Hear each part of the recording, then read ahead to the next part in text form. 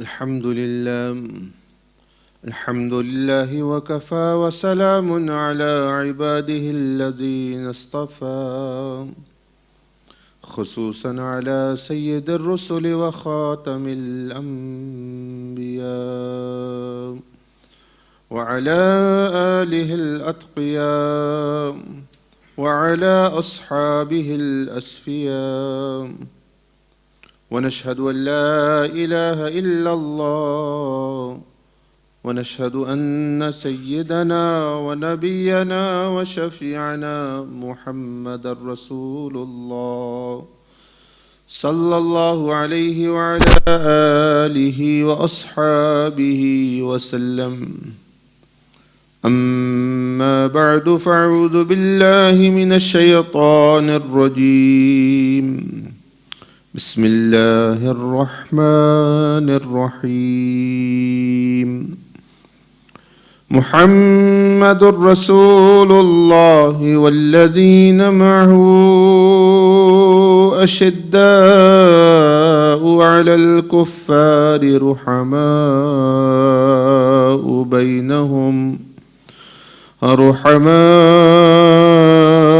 بينهم تراهم ركعا سجدا يبتغون فضلا من الله ورضوانا سيماهم في وجوههم من أثر السجود ذلك مثلهم في التوراة ومثلهم في الإنجيل كزرع أخرج شطأه فآزره فاستغلظ فاستوى على سيدنا محمد وعلى آله وأصحابه أجمعين. السلام علينا وعلى عباد الله الصالحين. أما بعد،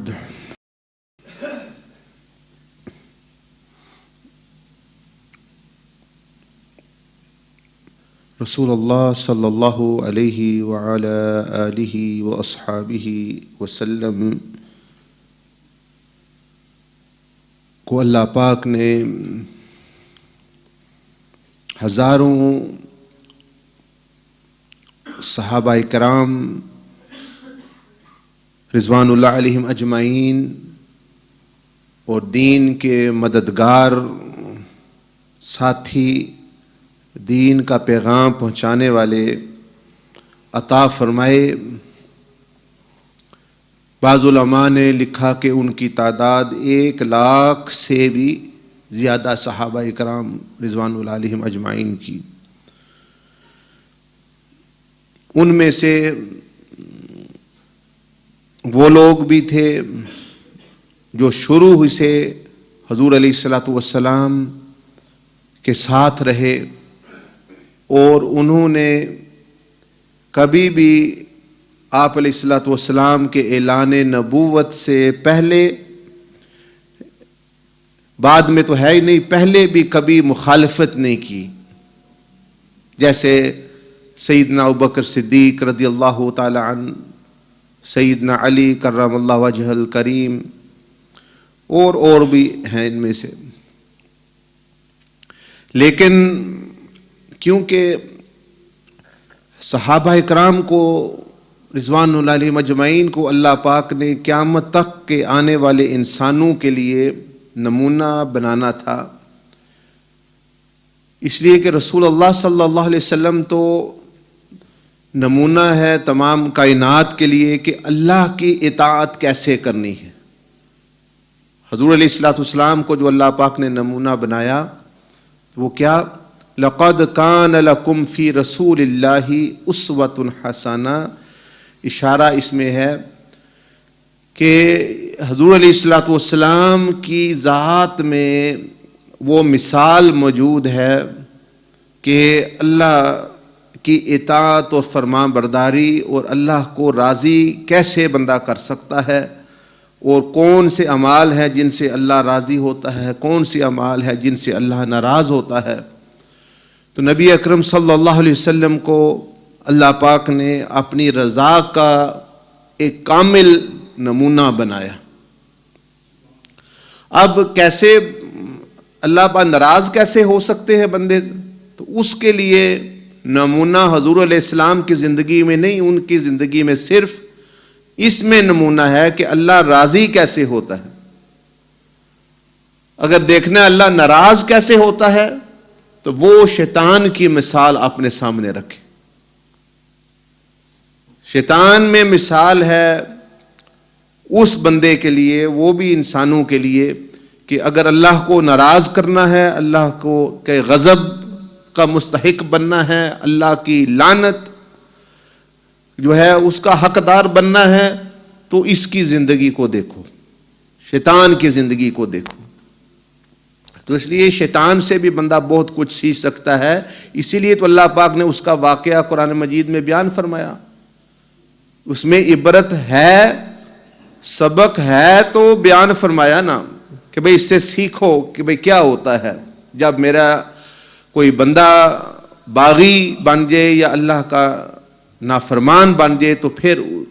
کیا ہوتا ہے، یا اس میں کیا چیز ہوتی ہے جو اللہ کی ناراضگی کا سبب بنتی ہے۔ تو اگر اللہ کی رضا کا نمونہ، اللہ کو راضی کرنے کا نمونہ آپ نے دیکھنا ہے تو وہ محمد رسول اللہ صلی اللہ علیہ وسلم کو دیکھو، اور اللہ کی ناراضگی سے بچنا ہے، کن کاموں سے اللہ ناراض ہوتا ہے، تو وہ شیطان کی زندگی اور شیطان کے کام دیکھ کر ان کاموں سے، ان باتوں سے، اس رویے سے اس سے بچو، تو تم اللہ کی ناراضگی سے بچ جاؤ گے۔ تو اس لیے اللہ پاک نے قرآن مجید میں انبیاء علیہم السلام کے ساتھ ساتھ ان کی قوموں کا بھی تذکرہ کیا، جو کہ شیطان کی پیروی باز پہ چل رہے تھے، اور حضور علیہ الصلوۃ والسلام اور تمام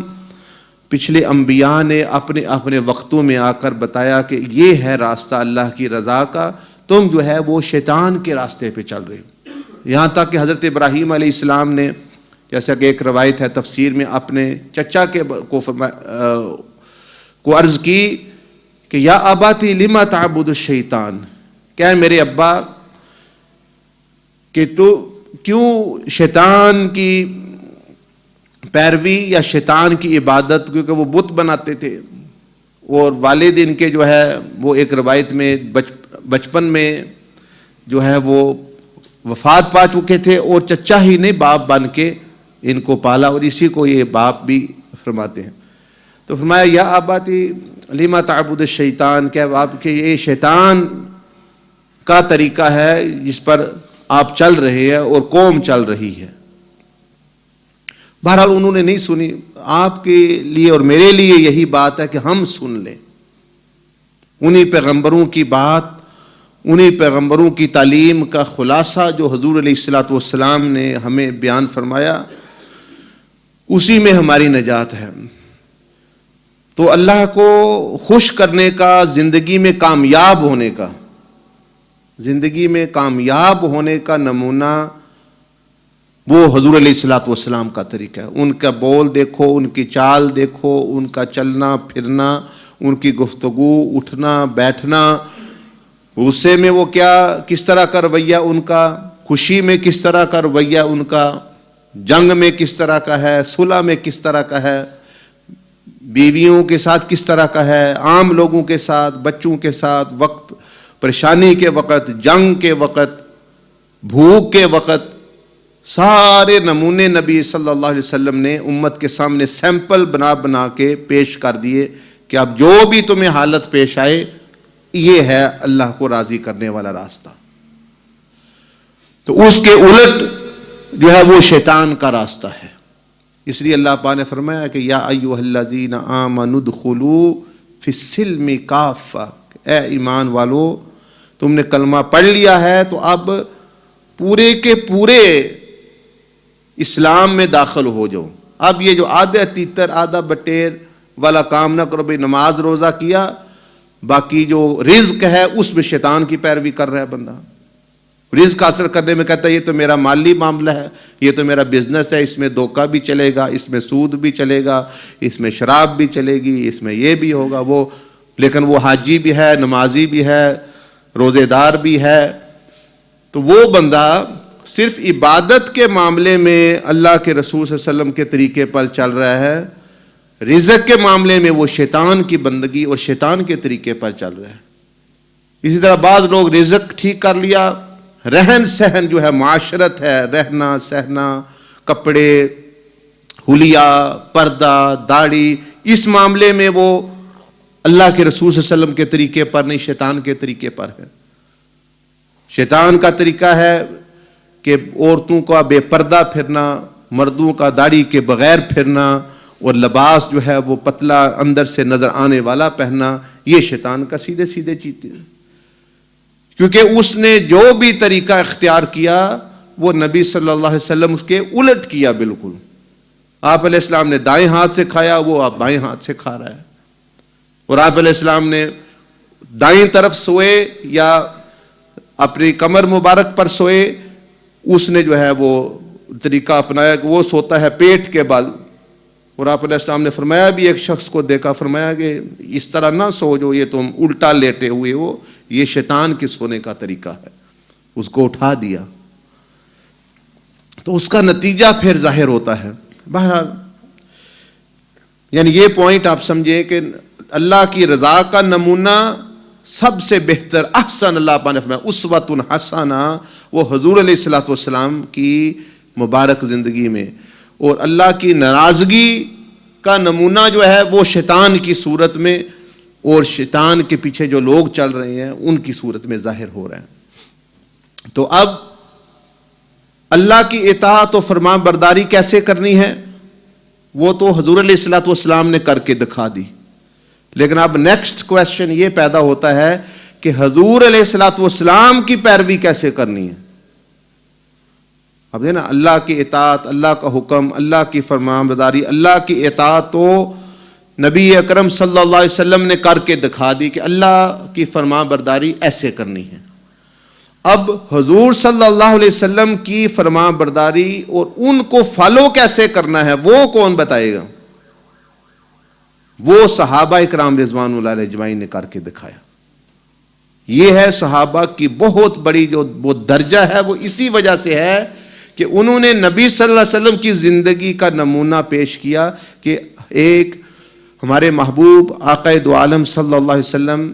حضرت محمد مصطفیٰ علیہ الصلوۃ والتسلیم، ان کی پیروی، ان کو فالو کیسے کرنا ہے، وہ اب نبی صلی اللہ علیہ وسلم کی زندگی میں تو نہیں مل سکتا نمونہ، کیونکہ وہ تو خود وہ ہیں،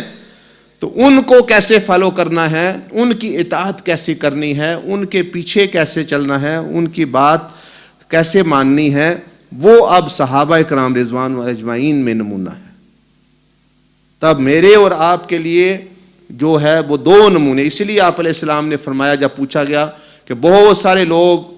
بہت سارے فرقے گمراہ ہو جائیں گے اور گمراہ ہوں گے، تو حق اور سچ کہاں ہوگا؟ جو جنت میں جانے والے لوگ ہیں فرقہ، تو آپ علیہ السلام نے فرمایا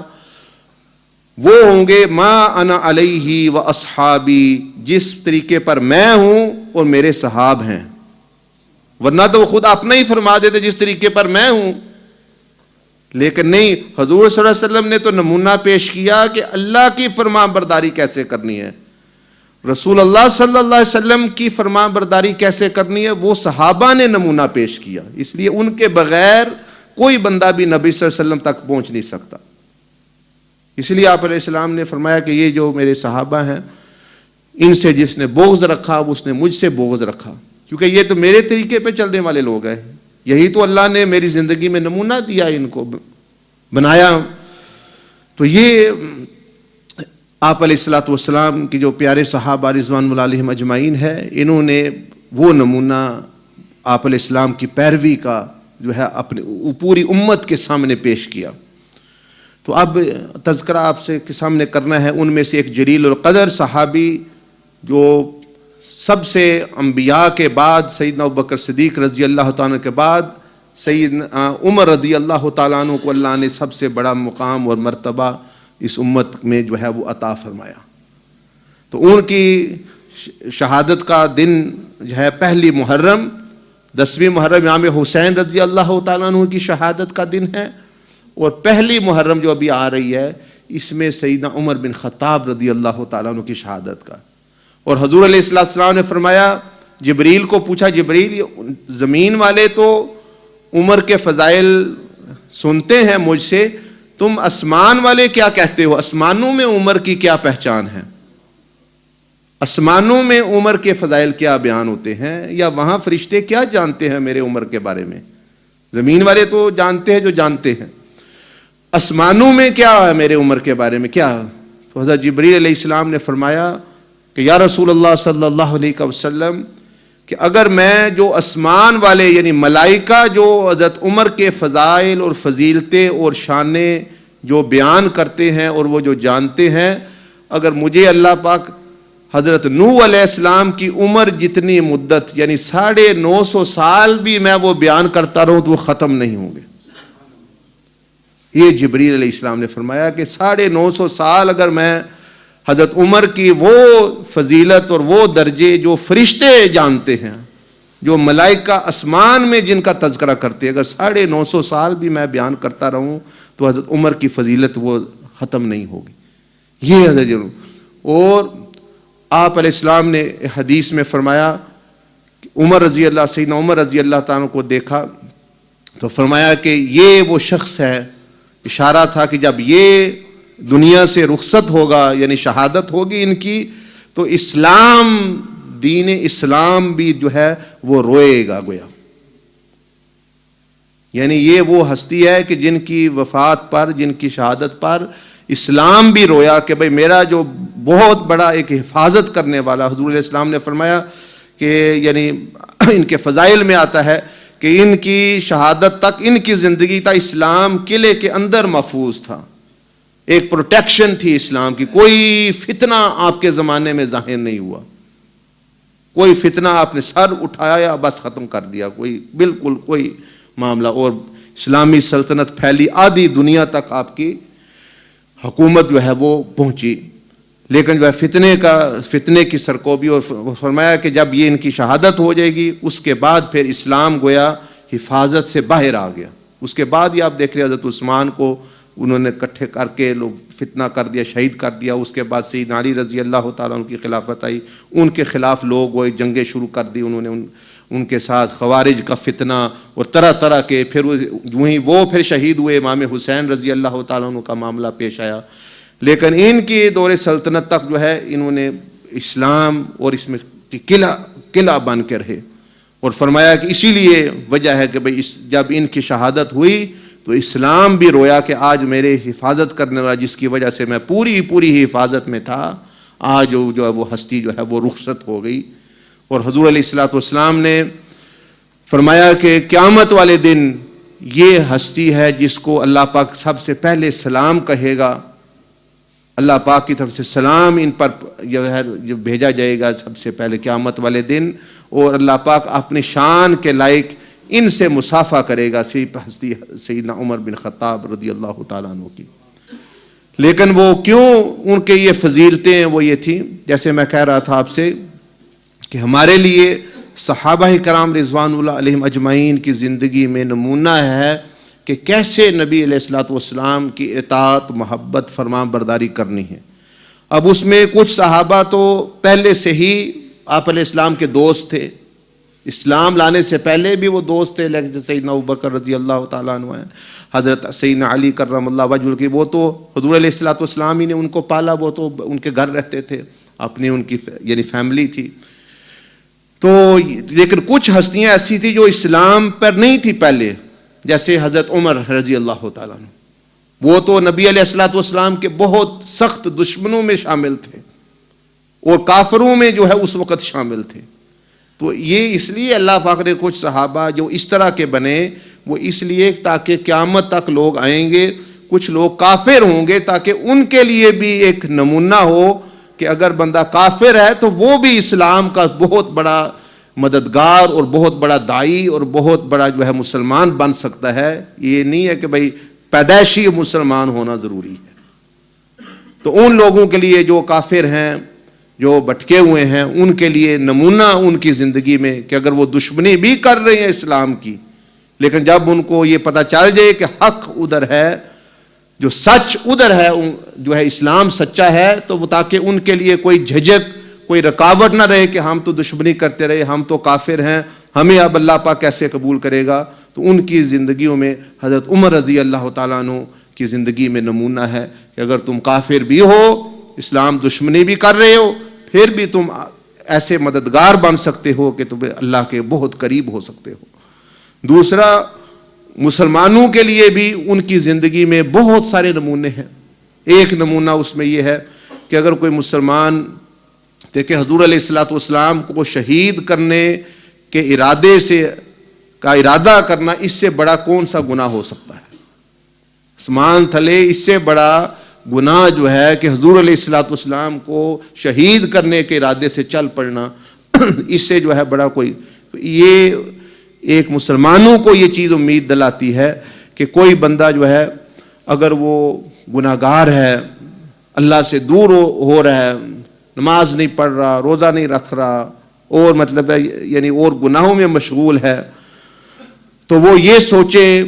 کہ حضرت عمر رضی اللہ تعالیٰ عنہ دیکھو کفر کی حالت میں، اور ان کے جو اعمال تھے اس وقت جو اسلام کی دشمنی میں تھے، لیکن جب انہوں نے توبہ کی،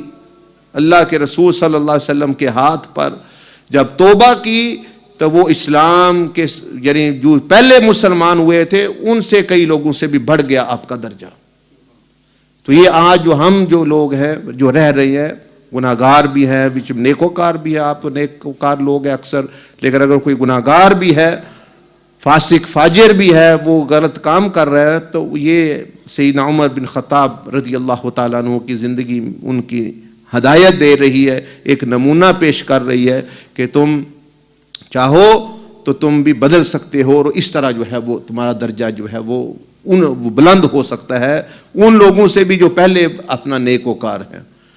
اسی طرح آپ کے بے مثال جو ہیں آپ کے واقعات ہیں، اور بے لاتعداد آپ کے واقعات، کیونکہ آپ کی 10 سالہ 11 سالہ جو حکومت ہے اس میں جو ہے یعنی سیاسی طور پر، معاشی طور پر اور روحانی طور پر اسلام نے جو ہے انتہائی ترقی حاصل کی. تو آپ ان دنوں میں خاص طور پر ان کی زندگی کو پڑھیں، ان کی زندگی کو سنیں، اور اپنی زندگی کو بھی ان کی زندگی کی طرف ڈھالنے کی کوشش کریں کہ بھئی پھر آپ کا حشر، میرا حشر بھی جو ہے ان پاک ہستیوں کی پیروی میں جو ہے وہ ہوگا. اور اگر ہم نے نہ بدلا اپنے آپ کو، صرف سنتے رہے اور مطلب وقت گزرتا رہا اور مر گئے، تو پھر جو ہے اگر وہ جس کو میں نے بتایا کہ شیطان جو اللہ کی ناراضگی کا نمونہ وہ زندگی پیش کر رہا ہے، تو پھر ہمارا حشر جو ہے وہ انہی لوگوں یعنی شیاطین اور ان جیسے لوگوں سے ہوگا. اور ٹو لیٹ کبھی بھی نہیں آپ ہوئے، اگر موت نہیں آئی آپ لیٹ نہیں ہوئے.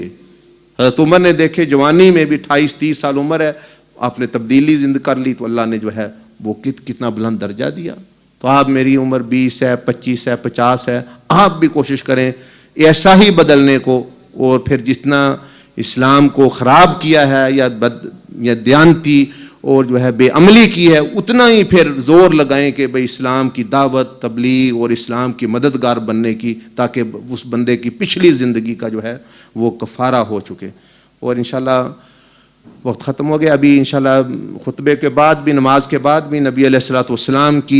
کے شمائل اور ان کی عادات اور ان کا طریقہ ہے زندگی، کامیابی کے راز جو آپ صلی اللہ علیہ وسلم نے امت کو سکھائے، ان کے متعلق بیان ہوتا ہے. اور اگر بارش نہ ہوئی تو قبرستان کی بھی زیارت کو جاتے ہیں لوگ، آپ بھی شرکت کرتے ہیں. اللہ پاک مجھے آپ کو عمل کی توفیق عطا فرمائے، اور ان پاک ہستیوں صحابہ اکرام، اہل بیت رضوان اجمعین اور اولیاء اللہ کے ساتھ ہی ہمارا دنیا آخرت میں جو ہے ساتھ رکھے، اور حشر بھی انہی ہستیوں کے ساتھ جو ہے وہ فرمائے. جزاکم اللہ، سنت ادا فرمائے.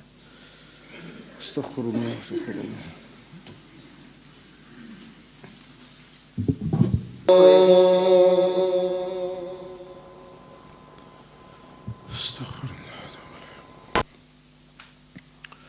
بسم اللہ الرحمن الرحیم،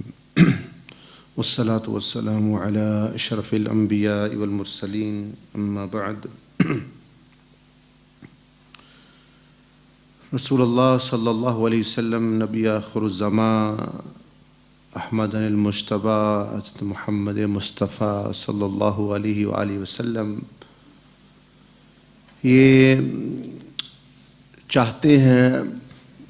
اور یہ امت پر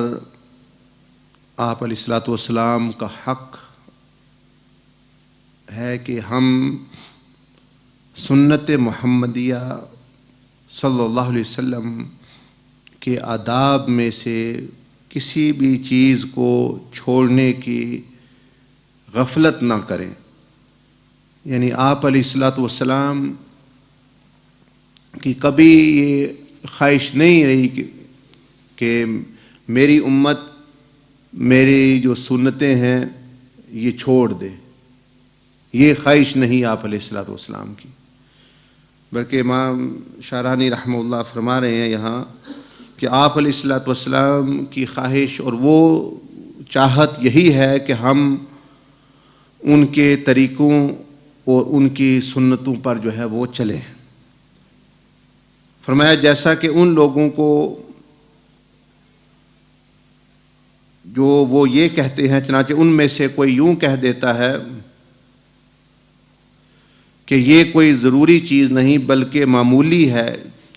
کیونکہ اسے چھوڑنے اور غفلت کرنے کی وجہ سے یوں بھی ہوتا ہے کہ وہ بعض دفعہ توہین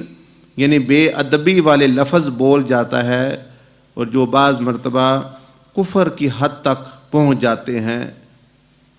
تو فرمایا کہ بھئی اس کا ایک خطرہ یہ بھی ہے کہ بعض دفعہ جو سنت پر عمل نہیں کرتا اس کی زبان سے ایسے الفاظ نکل جاتے ہیں کہ جو کفر تک پہنچا دیتے ہیں اس کو، اور اس کو یہ پتہ بھی نہیں ہوتا. مثلا انہوں نے ایک لفظ یہ کہ یہ کوئی ضروری چیز نہیں، مثلا یہ کہہ دیا. تو اب آپ اندازہ لگائیں کہ آپ علیہ الصلوۃ والسلام کے زمانے میں یا رسول اللہ صلی اللہ علیہ وسلم کے سامنے آپ علیہ الصلوۃ والسلام بیان فرما رہے ہوں یہ میرا طریقہ ہے، یہ میری سنت ہے، تو کوئی بندہ کہہ دے ان کے سامنے کہ یہ کوئی ضروری نہیں آپ کے طریقے پر چلنا، تو کیا یہ بے ادبی گنی جائے گی یا کہ سمجھا جائے گا بھئی کوئی بات نہیں، ایسی بات کر دی ہے تو کوئی حرج نہیں؟ یعنی نبی آخر الزمان صلی اللہ علیہ وسلم کے سامنے، کیونکہ حدیث کہتے ہیں کہ سننے کا اور سنت سننے کا ادب یہ ہے کہ ایسے سنو گویا تم حضور علیہ الصلوۃ والسلام کی مجلس میں بیٹھے ہوئے ہو. اور قرآن جب سنو تو ایسا سنو کہ اللہ پاک کی زیارت اور اللہ پاک کی حضوری میں بیٹھے ہوئے ہو. اور جب کسی ولی کا کلام سنو تو اس ادب سے بیٹھو کہ گویا اس ولی کی مجلس میں بیٹھے ہوئے، تب آپ کو فیض حاصل ہوگا، تب آپ کو فائدہ ہوگا. تو یہ فرما رہے ہیں کہ یہ لوگ نہیں جانتے یہ چیز، لیکن وہ خیال بھی نہیں کرتے، لیکن انہیں سوچنا چاہیے کیا ہمارا یہ کہنا ٹھیک ہے کہ نبی صلی اللہ علیہ وسلم کے سامنے ہمارا یہ کہنا ٹھیک ہے کہ آپ کی سنت پر چلنا ضروری نہیں؟ کیا یہ بے ادبی نہیں گنی جائے گی ان کے سامنے کہنا، ایسا کہنے سے کہ وہ اپنی سنت اپنا طریقہ بیان کر رہے ہوں اور آپ ایک شخص اٹھ میں سے کہتا ہے کہ یہ اس پہ چلنا ضروری نہیں جی، تو آپ خود اندازہ لگائیں اس بندے کا ایمان بھی خطرے میں پڑ گیا. تو آج بھی جو بندہ رسول اللہ صلی اللہ علیہ وسلم کی سنت کی تلقین کرتا ہے تو مت سمجھیں کہ وہ اپنے پاس سے وہ کر رہا ہے، وہ تو نہیں کر رہا، نہ تو اس کی سنت اپنی ہے نہ اس کا طریقہ اپنا ہے، وہ تو حضور علیہ الصلوۃ والسلام کی ہی طریقہ اور سنت کو آگے منتقل کر رہے ہیں. تو اب بندہ سوچے کہ میں جو بات کہہ رہا ہوں یہ ایسی ہونی چاہیے جو حضور علیہ الصلوۃ والسلام کے سامنے بھی کہہ سکوں. چلو اگر نہیں عمل کا وہ کہے کہ دعا کرے اللہ پاک مجھے بھی جو ہے توفیق عطا فرمائے، یا یہ سستی ہے، کاہلی ہے، غفلت ہے، یہ دور کرنی چاہیے، تو پھر تو ہو گئے بات. لیکن یہ کہنا یہ ضروری نہیں یہ وغیرہ وغیرہ، یہ بعض دفعہ وہ امام شارانی رحمہ اللہ اس طرف اشارہ فرما رہے ہیں کہ یہ بعض دفعہ بے ادبی میں بندہ ایسی باتیں بول دیتا ہے تو وہ بے ادبی گنی جاتی ہے اور وہ بے ادبی سمجھی جاتی ہے، اور اس شخص کو پتہ بھی نہیں ہوتا کہ میں نے ایسا کہہ دیا ہے۔ تو پھر فرماتے ہیں کہ سیدی علی خواص رحمۃ اللہ علیہ جو امی بزرگ گزرے ہیں بہت بڑے، وہ ان کے ٹیچر تھے، ان کے شیخ تھے، وہ فرماتے ہیں کہ جو چیز بھی پیار اور محبت کو خراب کرتی ہے وہ شریعت کے خلاف ہوتی ہے، اور شریعت میں جس کام کا حکم ہے اس کے لیے جنت میں ایک درجہ رکھا گیا ہے۔ مطلب آپ کا یہ ہے کہ جو چیز بھی پیار اور محبت کو بگاڑتی ہے، مثلا یہ کہ سنت کے خلاف چلنا، نبی علیہ الصلوۃ والسلام کی سنت پر عمل نہ کرنا، اس کے خلاف چلنا، یہ جو آپ میں اور حضور علیہ السلام میں جو ایک محبت کا تعلق ہے اس کو یہ خراب کرتی ہے چیز، اس کو بگاڑتی ہے یہ چیز۔ اور جب اللہ کے حکم پہ بندہ نہیں چلتا تو وہ فرما رہے ہیں جو اللہ اور بندے میں محبت قائم ہے وہ اس کو خراب کر رہی ہوتی ہے، اس کو ڈھا رہی ہوتی ہے، اس کو ملیا میٹ کر رہی ہوتی ہے، اس کا دھاگا جو ہے وہ علیحدہ کر رہی ہوتی ہے۔ مثلا جیسے قرآن مجید میں فرمایا گیا وَاعْتَصِمُوا بِحَبْلِ اللَّهِ کہ اللہ کی رسی کو مضبوطی سے پکڑو۔ اب رسی جو ہے، رسی کیسے بنتی ہے؟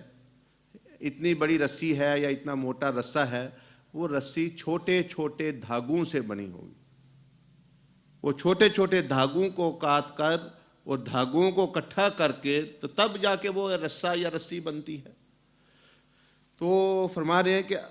اللہ سے جو ایک تعلق ہے بندے کا، وہ قرآن کو اللہ کی رسی کہا گیا، اور حضور علیہ الصلوۃ والسلام کے ساتھ جو تعلق ہے وہ سنت وہ رسی ہے جو نبی علیہ الصلوۃ والسلام سے بندے کا تعلق جو ہے وہ جوڑی رکھتی ہے۔ سنت وہ رسی ہے، ایک سرا آپ کے ہاتھ میں ہے اور اس کا ایک سرا رسول اللہ صلی اللہ علیہ وسلم کے ہاتھ میں ہے۔ تو گویا وہ جدھر کھینچتے جائیں تم ادھر چلتے جاؤ، تو تم ان کے پیچھے چل رہے ہو۔ اور جو کہے اس کا کیا ضرورت ہے، یعنی تو اس نے سمجھے کہ ایک سنت کے خلاف کیا، اس نے ایک دھاگا اس رسی میں سے وہ کاٹ دیا، ایک دھاگا اس نے نکال دیا۔ وہ کہتا ہے ٹھیک ہے جی مستی تو پھر بھی ٹھیک ہی ہے، ایک دھاگے سے کیا ہوتا ہے، چلو دوسرے دن دوسرا دھاگا اس نے کاٹ دیا۔ تو وہ امام سید علی خواص فرما رہے ہیں، اس میں اشارہ کر رہے ہیں کہ یہ بندہ وہ جو محبت کی رسی، اطاعت کی رسی جو اس میں اور نبی علیہ الصلوۃ والسلام کے درمیان میں ہے، یہ دھاگا کر کے یہ اس کو خراب کر رہا ہے، اور ایک دن آئے گا وہ اتنی کمزور ہو جائے گی کہ وہ ٹوٹ جائے گی، اور جب ٹوٹ جائے گی تو اس کا تعلق بھی ٹوٹ جائے گا۔ اور فرماتے ہیں اس سے بڑھ کر بھی ہم تمہیں یہ بات بتاتے ہیں کہ جنت میں ہر سنت کے بدلے میں ایک درجہ رکھا گیا ہے جو صرف اسی کو ملے گا وہ سنت پر جو عمل کرنے والا ہے۔ فرمایا جیسا فرض کے مقابلے میں ایک درجہ ہے، ایک سنت پر ہر سنت کا ایک درجہ ہے، ہر سنت کے مقابلے میں مطلب کوئی جگہ، کوئی مقام، کوئی ایسی چیز ملے گی جنت میں جو اس کو نہیں کرے گا اس کو نہیں ملے گی۔ بے شک وہ نیک ہی بندہ ہو، وہ جنت میں چلا بھی جائے، لیکن اگر اس نے اس سنت پر عمل نہیں کیا تو اس درجہ یا وہ چیز اس کو نہیں ملے گی۔ یہاں دیکھیں نا لوگ، آپ چاہتے ہیں اب جو فون ہے تو وہ ہر فون سے فون ہو جاتا ہے، لیکن جب میں کہتا ہوں میرے پاس تو بھئی یہ آئی فون ہونا چاہیے، میرے پاس تو فلاں ہونا چاہیے، بندے کی خواہش تو ہے، گاڑی تو ہر گاڑی ہے، لیکن کہتا ہے میرے ساتھ اچھی گاڑی ہونی چاہیے، نہیں ہونی چاہیے، بندہ تو چاہتا ہے، مکان تو ہر مکان ہے، لیکن وہ مکان میں ایک چیزیں۔ اسی طرح جنت میں جا کے بھی وہاں تو اور زیادہ کمپٹیشن سمجھے ہو گئے جائے، بھئی وہاں تو بڑھ کے چیزیں ہوں گی کہ بندے کے ہوش جو ہے وہ اس کی جگہ میں نہیں رہیں گے، وہ دیکھ کے وہ اتنی چیزیں ہوں گی۔ تو وہاں فرما رہے ہیں کہ وہ جو جنت کیونکہ نیک اعمال سے بنی ہوئی ہے، حضرت ابراہیم علیہ السلام نے فرمایا تھا معراج کی رات رسول اللہ صلی اللہ علیہ وسلم کو کہ اپنی امت کو میرا سلام کہنا، اور یہ کہنا کہ جنت ایک میدان ہے، اس میں جو ہے اب تم بنا لو، اگا لو، درخت اگا لو جتنے چاہتے ہو، نیک اعمال ہی وہ جنت کے محلات ہیں، یہ سبحان اللہ ہی جنت کے درخت ہیں، اور سنتیں ہی جنت کے مختلف مقامات ہیں، اس طرح وہ بنیں گے۔ تو ایک دوسری ان کے قول میں یہ بھی کہا گیا ہے کہ ایک بندہ کہے گا، کیونکہ دنیا میں وہ یہ کہتا تھا سنت پہ چلنا ضروری نہیں، تو جب وہ دوسروں کے پاس اچھی اچھی چیزیں دیکھے گا، جیسے ایک کے پاس گدھا ہو، وہ گدھے پہ سواری کر رہا ہو، دوسرا ہیلی کاپٹر پہ کر رہا ہو مثلا،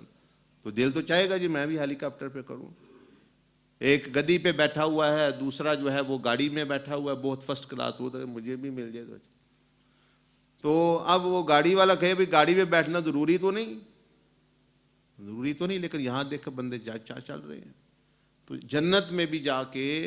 بندے جب وہ درجات وہ نبی علیہ الصلوۃ والسلام کی محبت اور سنت کی وجہ سے جو ملیں گے اولیاء اللہ کو، وہ جب دیکھیں گے، میں اور آپ کہیں گے فرشتوں کو کہ ہمیں بھی یہ لا دو، ہمیں بھی یہ پھل، یہ حوریں، یہ فلاں چیز لا دو، ہمیں بھی وہاں اس جگہ میں لے چلو، تو وہ کہیں گے کہ وہاں جانا ضروری نہیں، تمہیں اپنی جنت میں مل رہا ہے جو کچھ مل رہا ہے، جتنا تم نے کیا اللہ نے اس سے بڑھ چڑھ کر تمہیں دیا۔ تم دنیا میں کہتے تھے سنت پہ چلنا ضروری نہیں تھا، اب یہ درجے سنت کے مطابق ملنے والے، اب یہاں جانا بھی ضروری نہیں، آپ نے کھاؤ پیو بس۔ یہ تو انہی لوگوں کا حصہ ہے کہ جو حضور علیہ السلام کے مطابق چلتے رہے، وہ انہی کے ساتھ رہے۔ اور پھر فرمایا انہوں نے کہ یوں ہی فرماتے ہیں جو قیامت کے دن جو عذاب اور گھبراہٹیں ہوں گی، قیامت کی گھبراہٹیں، کہ ان میں سے کوئی بھی گھبراہٹ جو ہے وہ دنیا میں جس کام سے منع کیا گیا، جو حرام ہے یا مکروہ کام ہے، اس وجہ سے ہوگی۔ جیسے جنت کے درجات سنت کی وجہ سے ہوں گے، تو فرماتے ہیں جو قیامت 50,000 سال میں جو مشکلیں اور پریشانی اور گھبراہٹیں اور رکاوٹیں اور عذاب ہوں گے، وہ بھی دنیا میں جو جن کاموں سے منع کیا گیا ہے اور ہم وہ کرتے رہے، غیبت، چغلی، دھوکہ دہی، انہی کاموں کی وجہ سے وہ سارا عذاب اور ساری گھبراہٹیں ہوں گی۔ ہر بد کام، ہر برے کام کے بدلے میں وہاں کچھ نہ کچھ بندے کو وہ جو ہے وہ اس کا سامنا کرنا پڑے گا، بھگتنا پڑے گا قیامت کے میدان میں۔ وہ گھبراہٹیں، وہ وہاں کی پریشانیاں، وہ وہاں کی بھوک، وہاں کا جلنا، وہاں کی جو ہے وہ جو پسینہ، وہ ساری کی ساری، یہ نہیں کہ وہاں ایسے ہی آ گئی ہیں، وہ آپ کے ایک ایک کام کے بدلے، جو آنکھیں استعمال کرتے رہے، جو کان استعمال کرتے رہے، جس طرح کے غلط کام کرتے رہے، ہر کام کے بدلے میں وہاں بھی ہوگا، اور قبر میں بھی ایسے ہی ہوگا۔ تو فرماتے ہیں کہ اس کی وجہ جو بھی قیامت میں ہولناکی اور پریشانی اور عذاب قیامت کے دن ہوگا، اس کی وجہ کسی نہ کسی غلط کام کرنے کے سبب سے ہوگا۔ چنانچہ ہر منع کیے ہوئے کام پر عمل کر کے بے چینی ہوتی ہے، یہاں دنیا میں بھی جو کرنے والے کو قیامت میں دیکھنا ہوگی، لیکن جو شخص اللہ کے حکم کے مطابق عمل کرتا ہے اور اس کے منع کردے ہوئے کاموں سے رکا رہتا ہے، وہاں اسے نہ کوئی غم ہوگا نہ پریشانی۔ قرآن مجید میں یہ ہے نا بیان ہے کہ من عمل صالحا فلا خوف علیہم ولا هم يحزنون، یا دوسری آیتوں میں ہے کہ الذین آمنوا وکانوا یتقون لهم البشری فی الحیات الدنیا وفی الآخرہ، اور بھی کئی آیتوں میں ہے اللہ پاک نے فرمایا کہ جس نے جو ایمان لائے، نیک عمل کرتے رہے، برے کاموں سے بچتے رہے، فلا خوف علیہم، ان پر نہ اس دن کوئی گھبراہٹ اور خوف، اور نہ ان کو کوئی غم ہوگا۔ اس کا مطلب ہے وہ غم یا خوف برے کاموں اور برے عقیدوں کی وجہ سے آ رہے ہیں، وہ اس وجہ سے آ رہے ہیں، اس لیے ہم یہاں بیٹھ کے مزے مت سمجھے غلط کام کر دیا تو کچھ نہیں ہوا، کیا ہوا، کچھ نہیں ہوا۔ رسول اللہ صلی اللہ علیہ وسلم فرمایا یہ منافق کی نشانی ہے کہ وہ گناہ کو سمجھتا ہے جیسے مکھی بیٹھ گئی ہے، وہ ایسے کر کے ڈال دی، وہ کچھ بھی نہیں، بادر ہی نہیں ہے۔ اور مومن ایمان والا فرمایا غلط کام ہو بھی جائے اس سے تو وہ پہاڑ کی طرح اس کو ہیوی لگتا، سمجھتا ہے مجھ پر بوجھ آ گیا، اب جب تک کہ وہ توبہ نہ کر لے اس کو آرام نہیں آتا، وہ معافی نہ مانگ لے اس کو سکون نہیں آتا۔ تو یہاں مت سمجھے اللہ پاک نے ڈھیل دی ہوئی ہے، اسی سے مت غلط فائدہ اٹھائیں۔ اللہ پاک نے لا تحسبن اللہ غافلا اما یعمل الظالمون، فرمایا کہ یہ جو ظالم لوگ ہو، یہ تو جو ظلم کر رہے ہو، غلط اپنے جسم کو غلط استعمال کر رہے ہو، میری امانتوں میں خیانت کر رہے ہو، میں نے جو زندگی دی ہے پاک زندگی تمہیں دی ناپاک کر رہے ہو، مت سمجھنا میں غافل ہوں، مت سمجھنا میں بے خبر ہوں، ایک ایک کام سے تجھے میں تیرے باخبر ہوں. انما یؤخرہم لاجل مسمی، یہ صرف ایک مدت تک تمہیں میں نے ڈھیل دی ہوئی ہے، ٹائم دیا ہوا ہے، بس وہ آنے دو اور پھر تم دیکھو اربوں کروڑوں سال پھر کیا ہوتا ہے. تمہیں پتہ چلے گا اللہ کی رحمت بھی لامحدود ہے اور اس کا غضب اور اس کی لعنت کی بھی جو ہے وہ کوئی حد نہیں، اور وہ یہ معاملہ ہے. تو یہ وہ فرما رہے ہیں کہ رسول اللہ صلی اللہ علیہ وسلم اپنی امت پر کے لیے رحمت للعالمین اور سب کے لیے رحمت للعالمین تھے. وہ ان کو کوئی اس سے کوئی فائدہ نہیں کہ آپ ان کی باتوں پر عمل کرتے ہیں یا ان کی نصیحتوں پر عمل کریں. وہ تو پہلے ہی اللہ کے رسول ہیں، وہ تو خاتم النبیین ہیں، ان کے درجات میں ہم کوئی اضافہ یا بلندی نہیں کر سکتے. وہ جو کام ہمیں کہہ گئے کرنے کے لیے اس میں صرف اور صرف ہمارا ہی فائدہ اور اس کے نہ کرنے میں صرف اور صرف ہمارا ہی نقصان ہے. وہ آپ کو ابھی یہ قبرستان میں بھی پتہ چلتا رہتا ہے. آج مر جائیں تو آپ جائیں گے قبر میں آپ کی جگہ نہیں جاؤں گا، بیٹا آپ کی جگہ نہیں جائے گا، اور وہاں آپ کو اپنے اعمال نامے سے واسطہ پڑے گا بھئی کیا کرتے رہے کیا نہیں کرتے رہے. یہی چیزیں پوچھی جائیں گی یہ جو بیان کی جاتی ہیں. باقی دنیا وہ سب وہ ایسے اڑ جائے گی کہ بھئی پتہ ہی نہیں. تو اللہ پاک جو ہے ہمیں جو ہے نبی علیہ الصلوۃ والسلام کی ہدایات اور ان کی محبت اور ان کی سنتوں کی قدر کرنے کی توفیق عطا فرمائے اس سے پہلے کہ وہ وقت ختم ہو جائے اور پھر ہم بھی ان ہزاروں لوگوں کی طرح جو قبروں میں پڑے عذاب بھگت رہے ہیں، کتنے ہزار سال ہو گئے، کسی کو سینکڑوں سال ہو گئے، اس میں ہم شامل ہو گئے تو بڑا معاملہ خراب ہے. یہاں دیکھیں تھوڑا بخار ہو جائے، بندہ کہتا ہے بخار ہو گیا ہے، یہاں یہ تکلیف ہو گئی، بھوک لگی ہوئی ہے، سر میں درد ہے. یہ سارے جتنے درد اور بیماریاں اور کینسر اور یہ جتنے درد ہیں یہ جہنم کے عذابوں کے سیمپل ہیں جو اللہ نے دنیا میں دی ہوئے ہیں. یاد رکھیں رسول اللہ صلی اللہ علیہ وسلم نے فرمایا بخار یہ جہنم کی گرمی سے پیدا کیا گیا ہے. یہ یہاں اس کو یہ سیمپل دیے گئے ہیں، جتنی بھی یہ بیماریاں ہیں یہ ہزاروں مرتبہ درجے یعنی تھاؤزنڈز ٹائم ملٹیپلائی ہو کر یہ پین جو ہے یہ جہنم میں انفلکٹ ہوگا. تو ہر بیماری یہاں جو ہے یہ جہنم کی نشانی اور اس کا سیمپل ہے کہ تھوڑا دیکھ لو، اگر یہ برداشت نہیں کر سکتے تو مطلب یعنی نہ اپنا کرنا. اسی طرح یہاں کی ہر جو عیش اور خوشی ہے، جو لطف آپ کھانا کھاتے ہیں مطلب یعنی سوتے ہیں یا کچھ اور بھی جو چیز جو لطف جو بیویوں کے پاس جاتے ہیں، یہ سارے کی ساری لذتیں یہ جنت کے چھوٹے چھوٹے سیمپل ہیں، واٹر ڈاؤن سیمپل ہے کہ یہ چکھ لو اور اس سے کروڑوں درجے اور ہمیشہ ہمیشہ کے لیے تمہیں مل سکتے ہیں. اور جو سیمپل پر ہی اپنا سب کچھ لٹا دے وہ اس کا کیا ہوگا. مطلب کوئی دکاندار کہتا ہے اچھا یہ کباب بنایا ہے یا یہ چیز یہ سیمپل ہے، اگر اس کو تم چکھ لو اور جو ہے تو تمہیں جو ہے ہم اچھا دیں گے، اس کے بعد اصل چیز دیں گے اور وہ تمہارا پیٹ بھی بھر جائے گا. یہ چھوٹی سی چیز ہے، آپ وہی لے کے بھاگ جاتے ہیں. وہ سیمپل لے کے بھاگ گیا، وہ اس نے سمجھا یہی سب کچھ ہے. اب وہ دوسرے سے تو محروم ہو گیا. خوشبو کا سیمپل ہے وہ لگاتا ہے بھی یہ سیمپل ہے خوشبو کی، آپ گھر لے جانا، اس کے بعد تمہیں میں جو ہے بڑی بوتلیں دوں گا، تم ساری زندگی استعمال کرنا. اب وہ چھوٹی وہ سمجھتا ہے یہ تو بہت بڑی چیز ہے، وہی لے کے بھاگ جاتا ہے، چوری کر کے چلا جاتا ہے. تو وہ تو محروم ہو گیا. تو ہماری تو یہ مثال ہے کہ ہم جو اللہ پاک نے چھوٹے چھوٹے سیمپل دیے ہوئے ہیں جو لذت کے اور عیش کے، بس اسی پہ جو ہے وہ ہم اللہ کو ناراض کر رہے ہیں. کہتے اللہ بھائی یہ تو مل گیا، ہاں یہ عورت جو سامنے آ گئی ہے پتہ نہیں اس نے آنا ہے پھر، یعنی اس کو تو دیکھو خوب، اور اس کو جو ہے اپنے یہ مال جو آ گیا پتہ نہیں، وہ تو سیمپل تھے. ایک اللہ نے نشانیاں دی کہ ان سے بچو، اس سے کروڑوں درجے زیادہ میں نے تمہارے لیے رکھی ہوئی ہیں.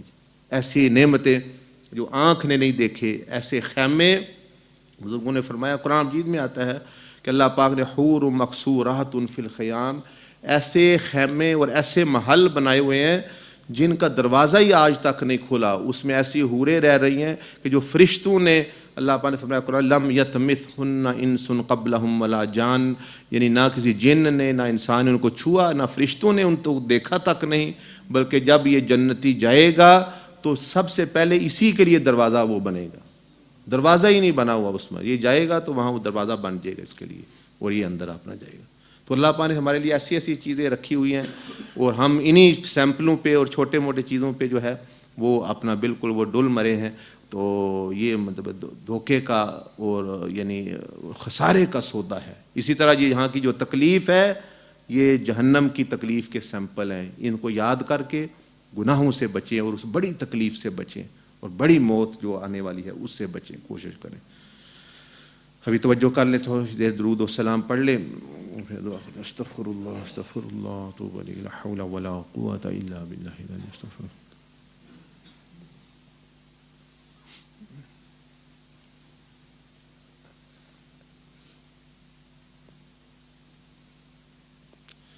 اللہ.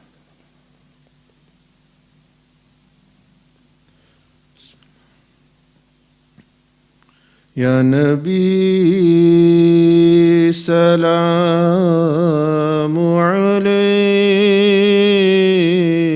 علیک, یا رسول سلام علیک, یا نبی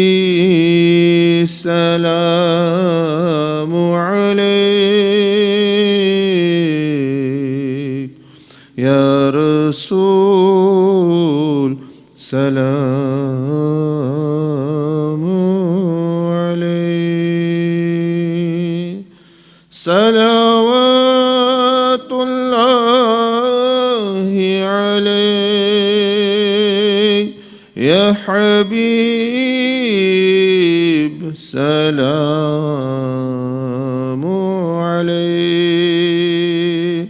صلوات اللہ علیک یا حبیب سلام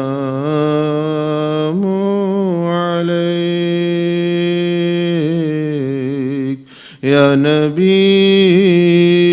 سلام علیک, یا رسول سلام علیک. یاد کرتے ہیں تجھ کو شام و سحر, دل ہمارے سلام کہتے ہیں. یاد کرتے ہیں تجھ کو شام و سحر, دل ہمارے سلام کہتے ہیں. یا نبی سلام علیک, یا رسول سلام علیک. اے سبز گنبد کے مکین تجھ پہ لاکھوں سلام. اے سبز گنبد کے مکین تجھ پہ لاکھوں سلام. سلام سلام سلام. جبریل و میکائیل, اسرافیل و رضوان کی طرف سے سلام, اور سب سے بڑھ کر رب العالمین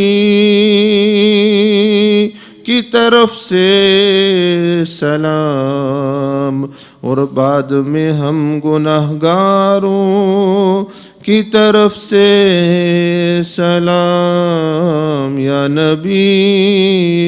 سلام علیک, یا رسول سلام علیک. صلوات اللہ علیک يا حبيب سلام عليك. الحمد لله رب العالمين والصلاة والسلام على أشرف الأنبياء والمرسلين. اللهم ربنا تقبل منا إنك أنت السميع العليم وتب علينا إنك أنت التواب الرحيم واغفر لنا ولوالدينا ولمشايخنا ولأستاذنا ولجميع المؤمنين والمؤمنات والمسلمين والمسلمات الأحياء منهم والأموات. اللهم ربنا أمتنا على الإيمان والسنة واحشرنا مع الصالحين والأبرار يا رب العالمين. سبحان ربك رب العزة عما يصفون وسلام على المرسلين والحمد لله رب العالمين. آمين برحمتك يا أرحم الراحمين.